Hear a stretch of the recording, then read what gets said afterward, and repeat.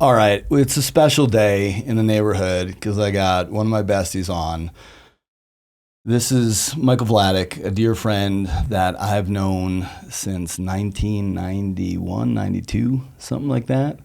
And we really wanted to have you on pre-COVID because you have multiple topics on humanity and decency and how to live a prosperous, healthy, empowered life.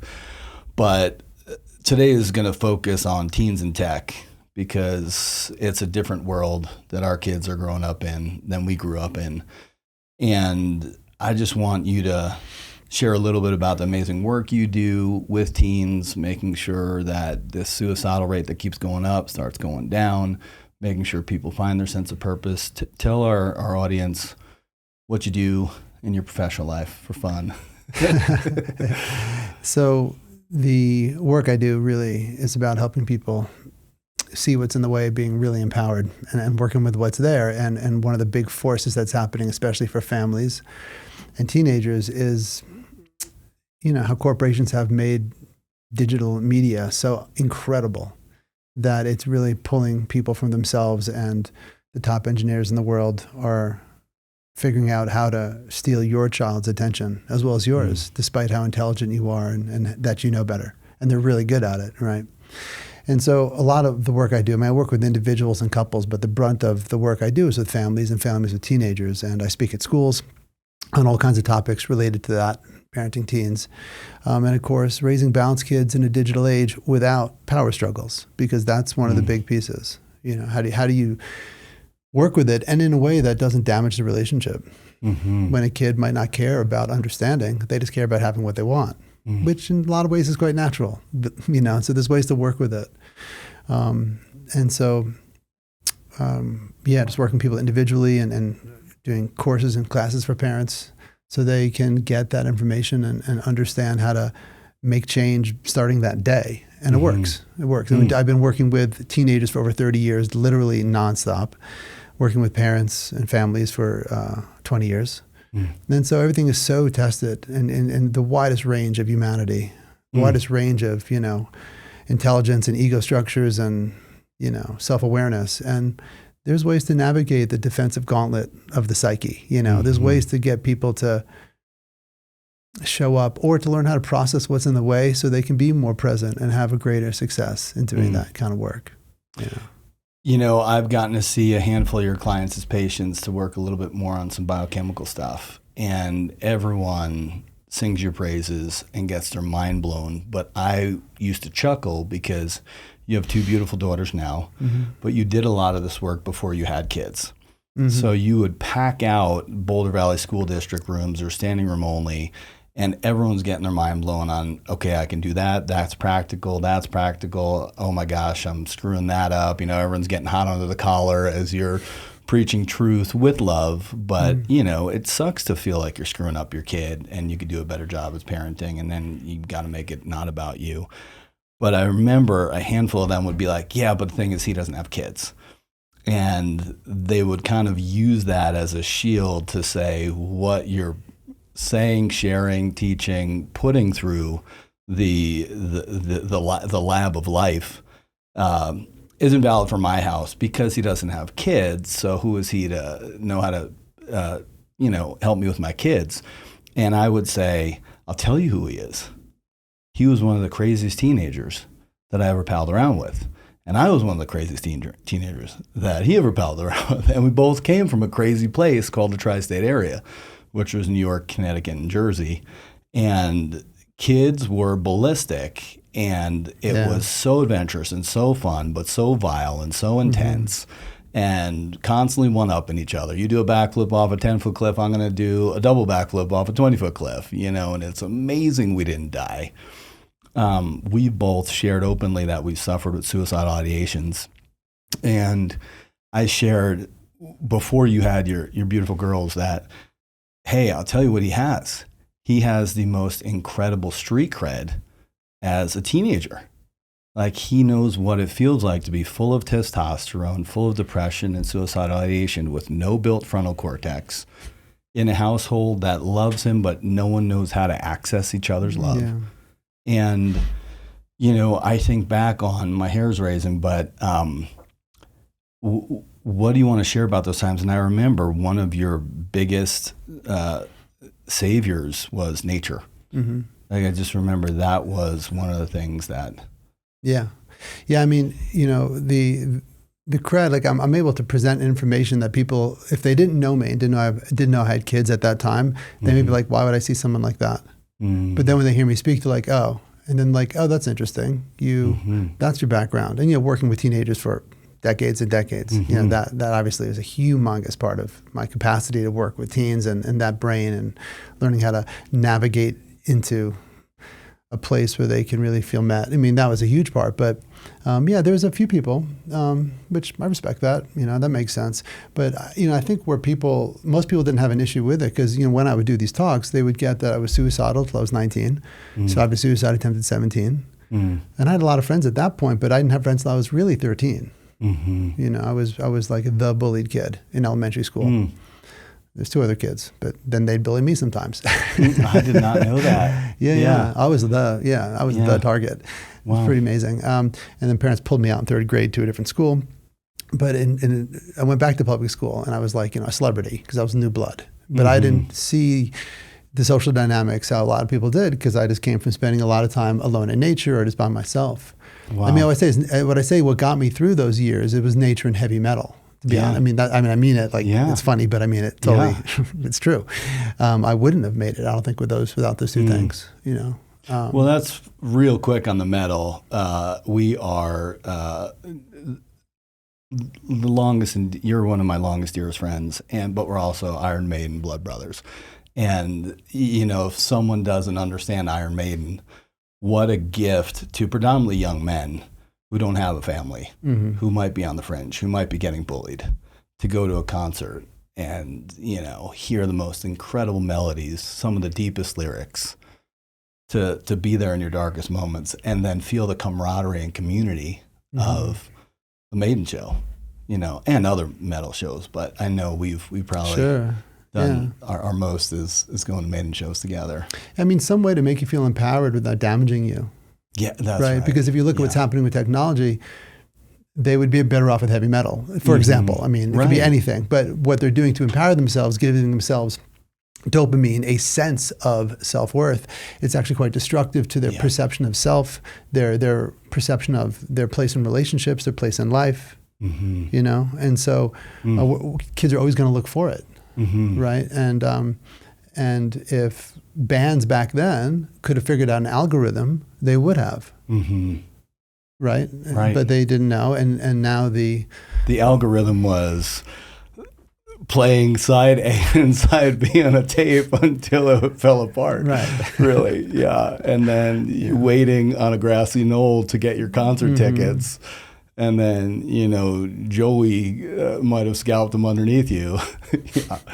But, it's interesting you say the dopamine because, ironically, one of the most chaotic, empowered places I've ever been with the greatest societal decency is in a mosh pit.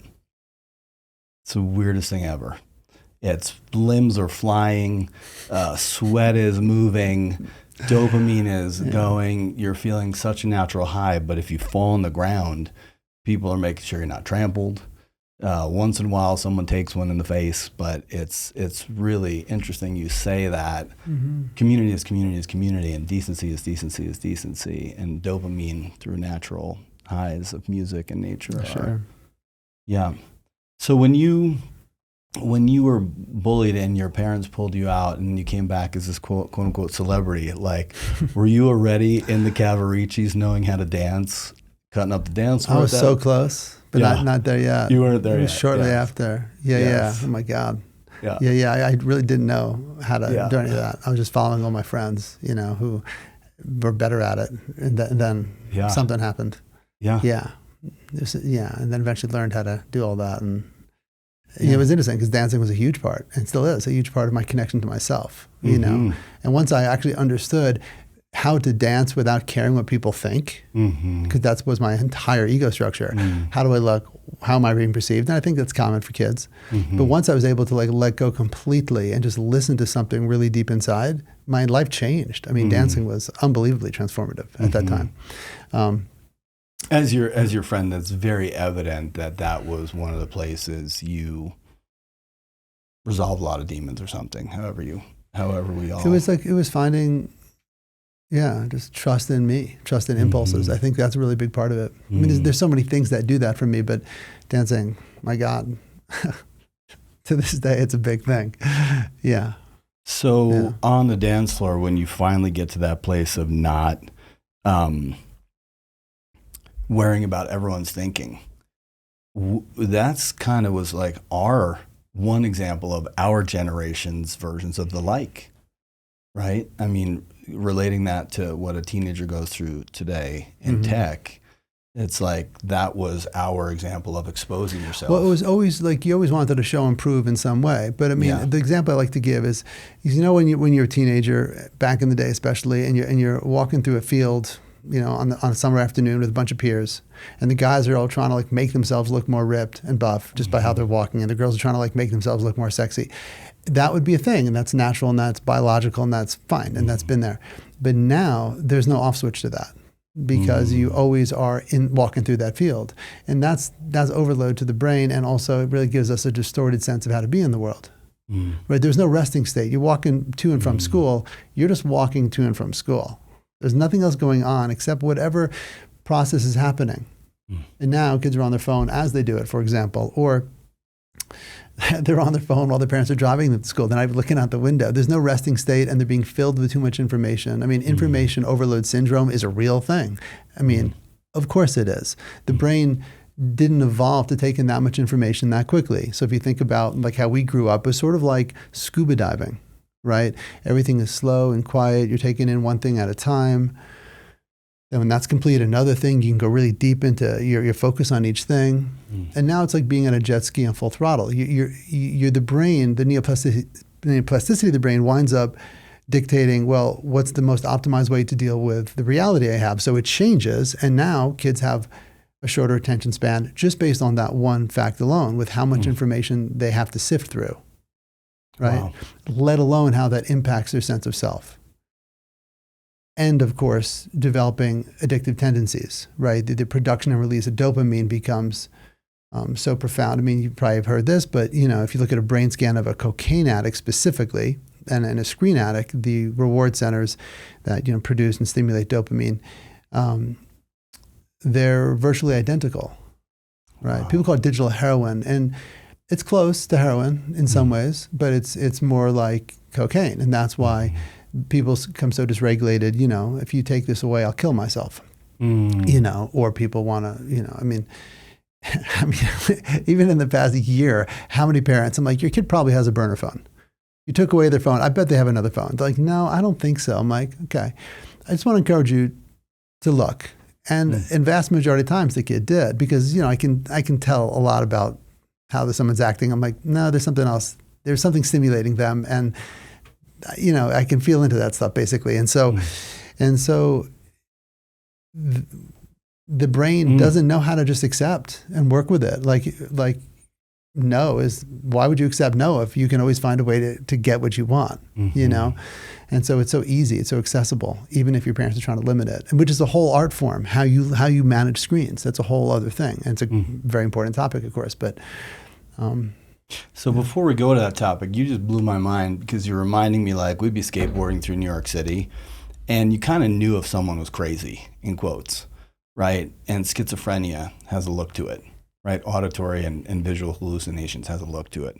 But you're telling me, as someone who works with teens, like, the phone is gone, but the burner phone is still there. You can see the crack bite in mannerisms. Basically, what I can do, and I'm very grateful for this, it's bigger than me for sure, but I can do it, is I can feel into someone's nervous system quite efficiently, and I can kind of get a sense of like the functionality and like why it's responding the way it does, considering the input it's getting. It's like bat use echolocation. I'm using like, there's things I pick up on that I'm like, yeah, there's something else going on, and it's probably in this realm or that realm. And that's before I'm doing deep exploration with a kid, I mean, that's just one example. I mean, there's so many of that, but ultimately, the important piece of that is that the nervous system will regulate. Yeah.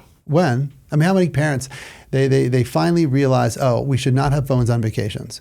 And the kids are flipping out or they're melting out, or they have phone on vacation. They realize this is terrible. So then they get rid of that. And they're like, they're back. Or the kid comes back from, let's say, a camp that there was no phones allowed. And they're like, they're totally themselves. Or they take away their technology and the kid doesn't have any. And within a few days, the kid starts to regulate. It works. The brain wants homeostasis. It doesn't want to be in a constant state of anxiety, which is, of course, is the big thing. It's that anxiety doesn't feel good, but when you're an addict, you're just always going for the cure to your anxiety.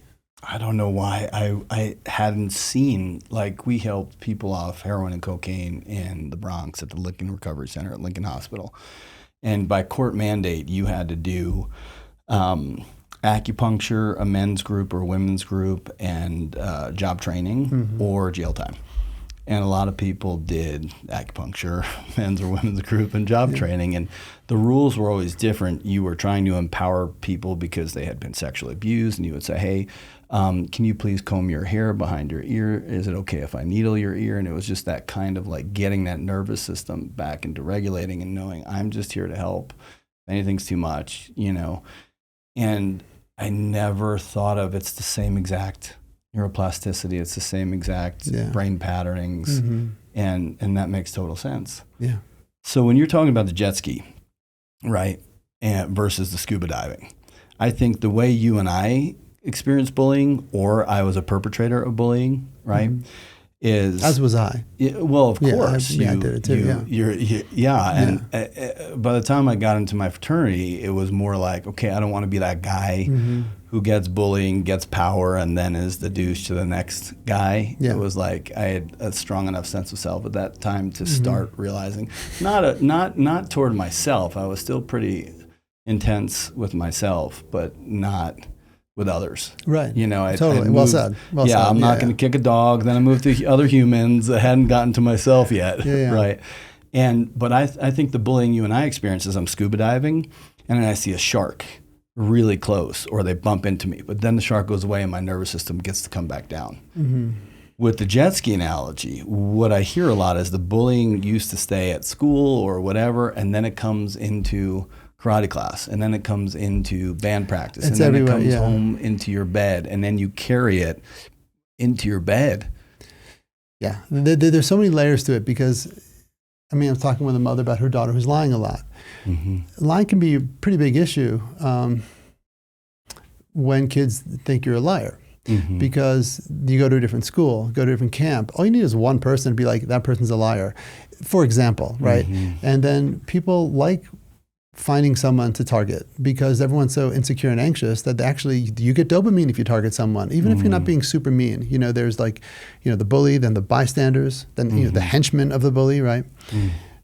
Being a bystander also is like, thank God it's not me. There's all these ways. So we can really get, we can set ourselves up for a lot of perpetuating issues if we don't understand, reputation management. You don't have to be neurotic about that, but it's a very real thing.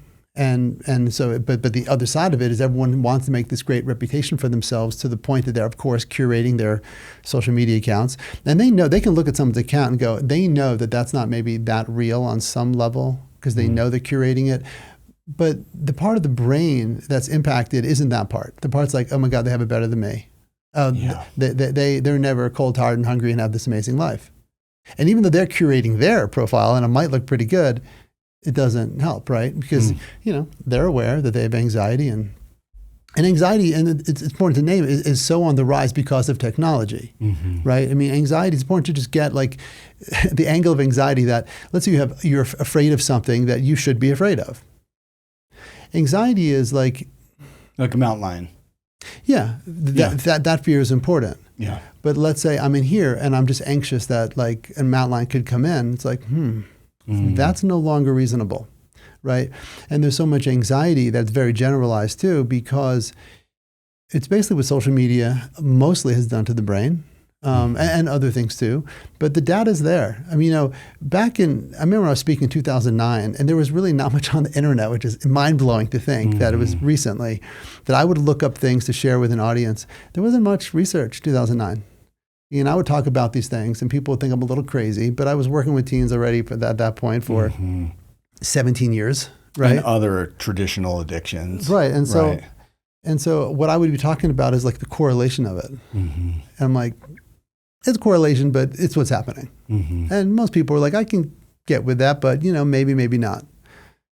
Does gaming really affect the brain in that way? Does social media really? Does staring at your phone really do that? And now, of course, there's enough data for causation.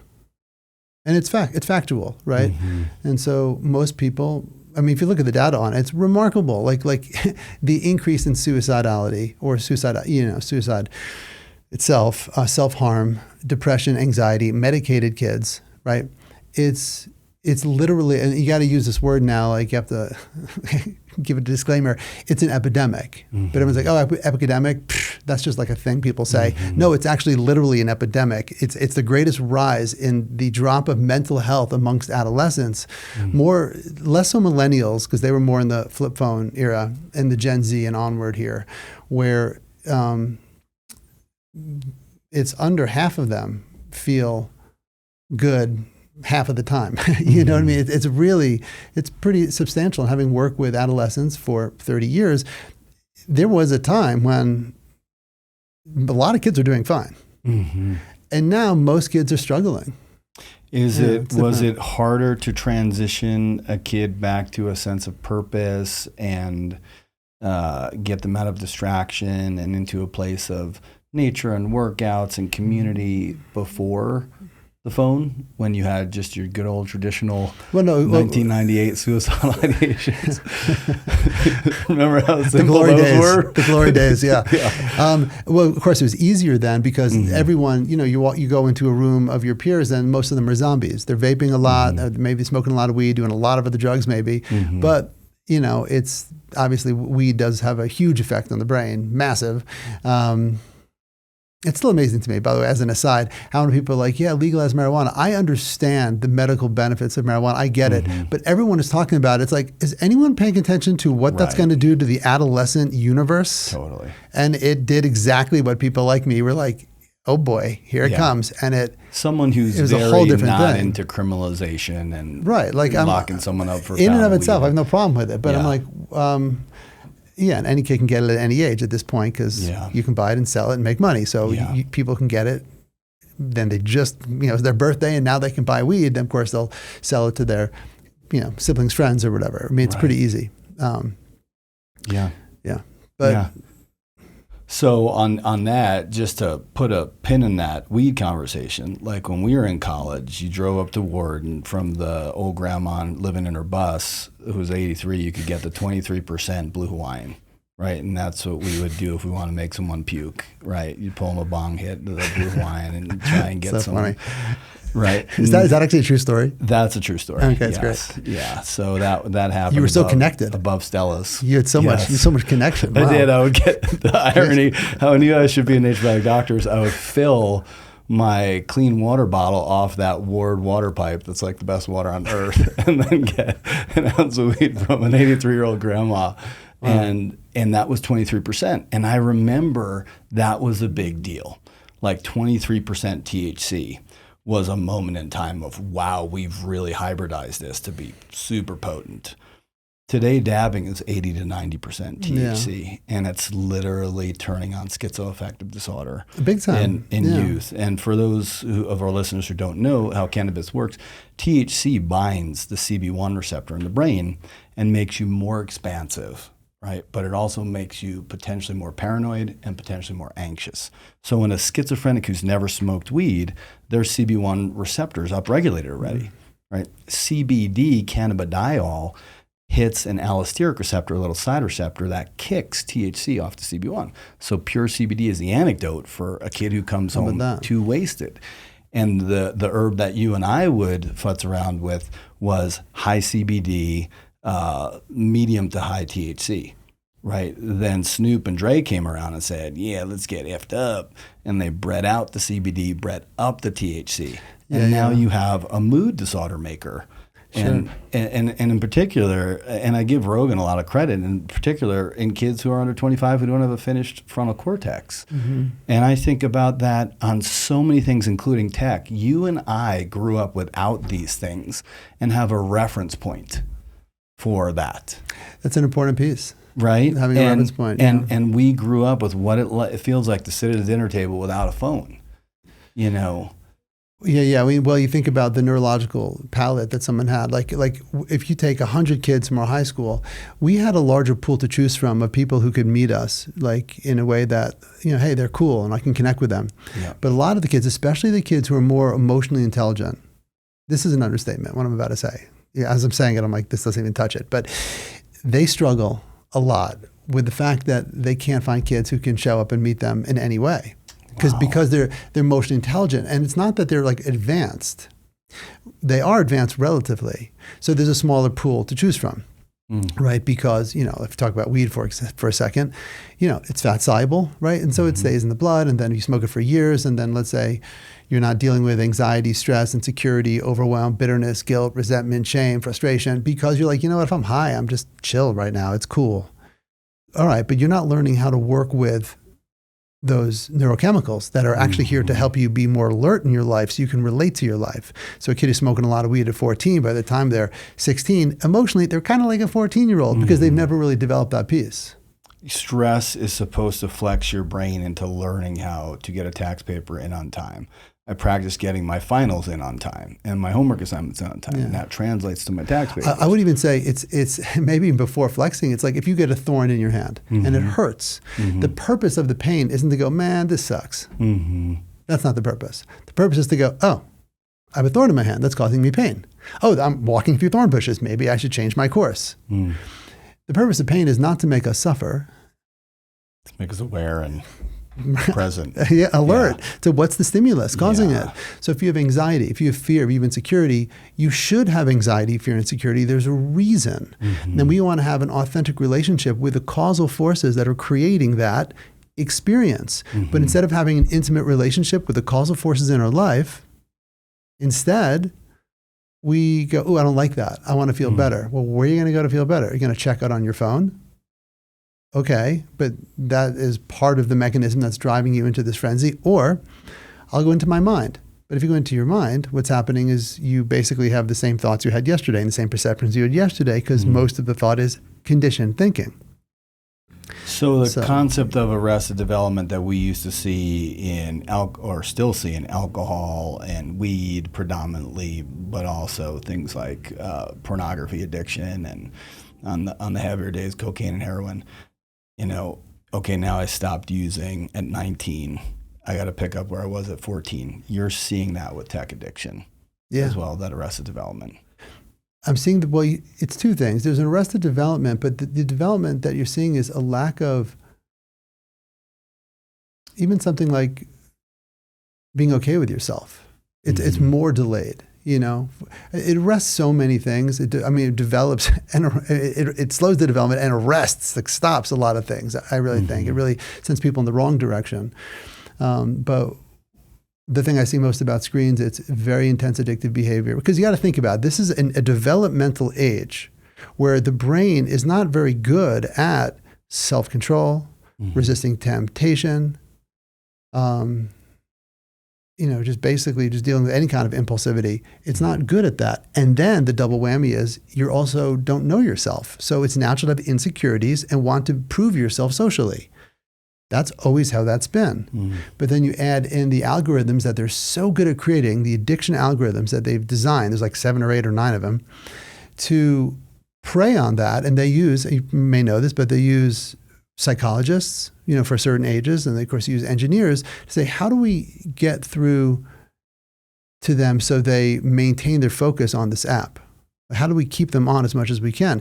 They don't care about your kids or yours, for that matter, relationships. They don't care about your sleep. They don't care about your sense of self. They don't care about getting your homework done. They don't care about you being organized, disciplined, or feeling good. That's not their job. Their job is to the bottom line. And when you say this, it can sound like conspiracy. It isn't. I mean, even the big corporations have owned this at this point. Yeah. Yeah. I mean, I think Tristan on the Social Dilemma, he talked about, I think he was on, it was not in the movie, but it was on Rogan when he was interviewing him. He said a young woman looked up how to eat healthy.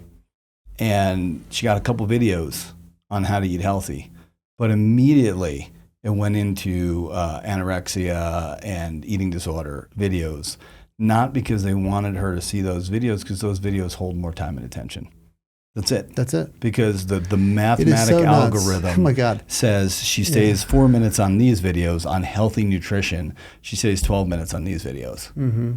And that's and he was saying, to your credit, like what you're saying is, it wasn't even malicious. They just the engineer programmed whatever keeps you the longest is what we're going to put in your feed. Yeah. That's right? it. And that's the whole. Now there's cutting videos. Now there's bulimic videos. Now there's how to binge and purge. Oh well, yeah. I mean, and kids will say, "Hey, but this is where I find my connection. This is where it's like, okay, cool. Let's do a cost benefit analysis of that." Yeah. It's true. Yeah. It's true. That's where you're finding some people. Yeah. I mean, I work with a kid who says, and he says he struggled socially, and so what he has done is he has focused more on developing online relationships with people who don't know his name, they don't know what he looks like, but they're cool with him.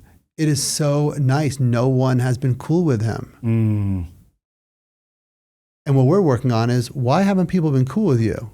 Mm-hmm. And it's because the way he acts, he's like super intelligent, and he can be a bit righteous and arrogant to deal with his insecurities, and how he presents himself is a big turnoff to people. Okay, so we can work on that. And then he starts working on it. Within a week, he's like, yeah, people are more receptive to me. Right? So like, right. But what happens is he can go down that wormhole and be like, this is where I feel the best. Yeah. And you're taking that away. Yeah. And it's like, totally get that. And let's take a look at what the opportunity here is to meet that.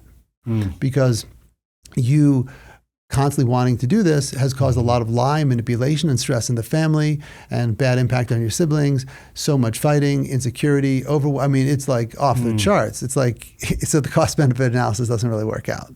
Well, yeah. And I think that is a perpetrator's dream right there, to find you online not feeling accepted. Well, Chester, the child molester, is just salivating for your lack of connection. Did you see the New York Times had this thing? It's even painful. I'm having a visceral response thinking about it. If you haven't seen this, people should look this up. It was about these Instagram profiles that parents have for their kids who are too young to have Instagram profiles, especially girls who are dancing. Or it's like, oh, well, I want to promote them dancing so they can have a following. Oh, they can model clothing too. And And in some cases, the parents are like straight up whoring their kids out. It's not even like kinda. Right, because people will do that. But in a lot of cases, it's parents being like, I'm trying to stop online predators. But what it exposed in this unbelievable deep dive New York Times did with it, the amount of online predators is so unbelievably mind-blowing. They're looking for it. They're looking for it. They're looking for it. They're all over. It's what they do, because they got nothing better to do, because they're on the screens all the time, because their online life is where they live. And so it is a super important thing, because most kids are like, no, I'm good. I'm fine. I don't, they don't want to believe that they could be a victim or that they're going to miss something. And there's countless stories of people who have been manipulated. A groomer doesn't want you to know you're getting groomed. Well, if they're a good groomer, they're going to seem really great. Yeah. No, I get that. But this person's not, listen, this person's not shady. That's a good groomer. Somebody's going to try to steal your child. If they're really good at it, they're going to seem like a good guy. For sure. Not a bad guy. Yeah, and that's the thing that, you're trying to teach your children to like look out for the bad people. Like they're going to present as like really trustworthy. Yep. No, I remember it was Feather Burkhour's Off Limits book. We did that night out, and it was like the 4 top places were churches, schools, camps, and like friends and family. That's the top 4 places. And it wasn't even church. It was just like religious organizations, temples. And So to wrap up this topic that we probably need to have you on 10 more times for, we don't get to hang out and see each other as much as we'd like. And then we had that moment where Phoenix, my older, was just entering that age where everyone had a phone. Now we're a year and a half into everyone having a phone, flirting with that 2-year mark, and it was his birthday. Yeah. And you and I went skiing at Eldora, and I said, okay, dude, give me the download. What do you think about my kid having a phone? And you took out your phone and you said, this is the devil. You're handing your child the devil. And I never forget the sincerity you had. It wasn't intense. Yeah. Give some tips for this. Okay, you're not going to stop this completely. I mean, unless you're doing the off the grid, milk and goats phenomenon, right? What are just some basic tips for time management? I know Kevin Hart, his family supposedly puts all their phones in a dish for dinner time. Yeah. So this is a huge topic, an amazingly big topic, super important to know. When you do this topic, you want parents to go, got it. That's helpful. Totally makes sense. Yeah. So I can give a very condensed version, but just to name it, this is a big one. And just to give another dimension with the phone it was that, as the saying goes, give a child a phone when you want to end their childhood, right? Because it will. It will. They will no longer be as concerned about the things that they should be at that age. It will switch. The algorithm's going to get them immediately. It's that good. Sports, nature, family dinner, playing guitar. Yeah, well, you have to make sure you have structure, and depending on the dynamic in the relationship and other forces in the family, it's easy or not easy to do that, right? But I would say, just to answer your question as condensed as I can answer that, you have to understand that it truly is addictive. And if you're going to give a kid a phone, be like, okay, child of mine, I want you to make good choices.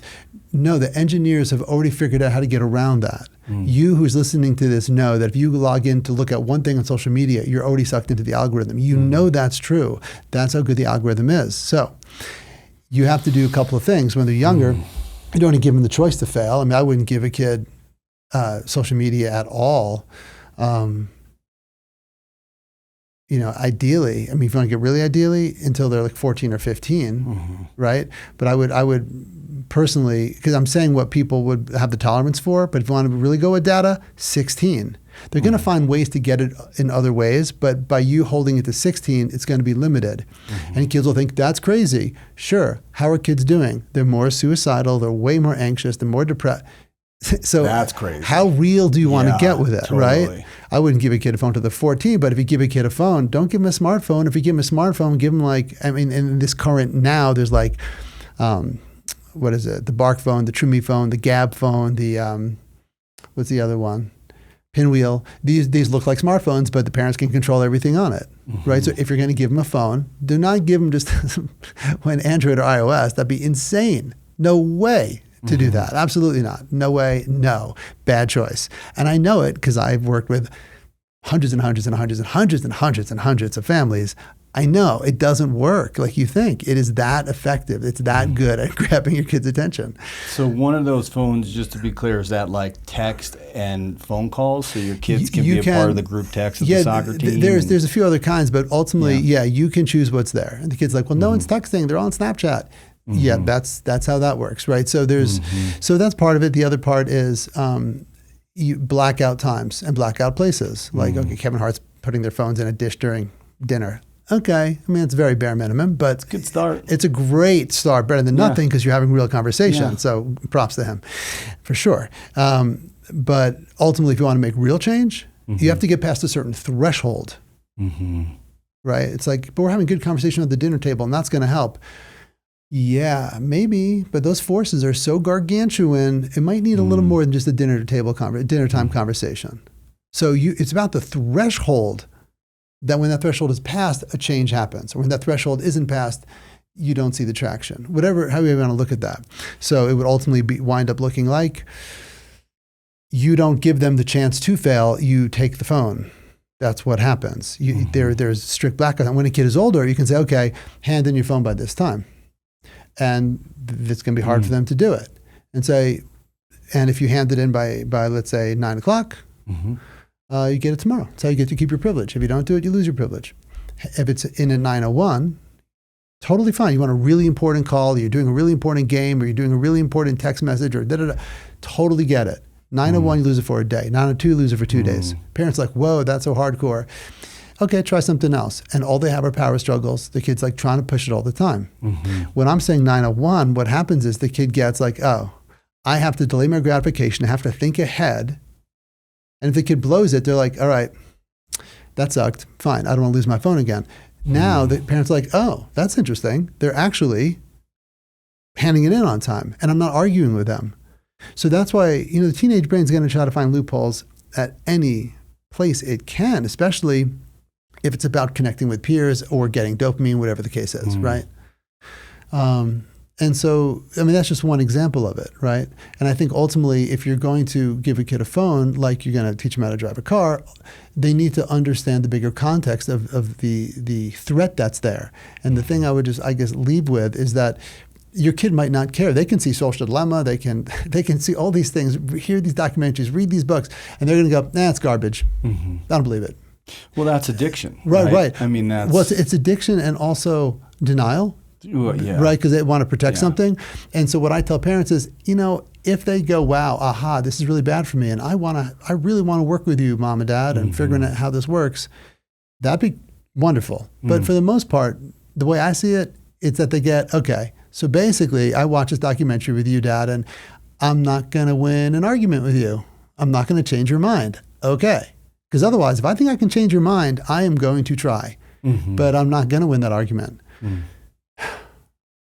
Okay.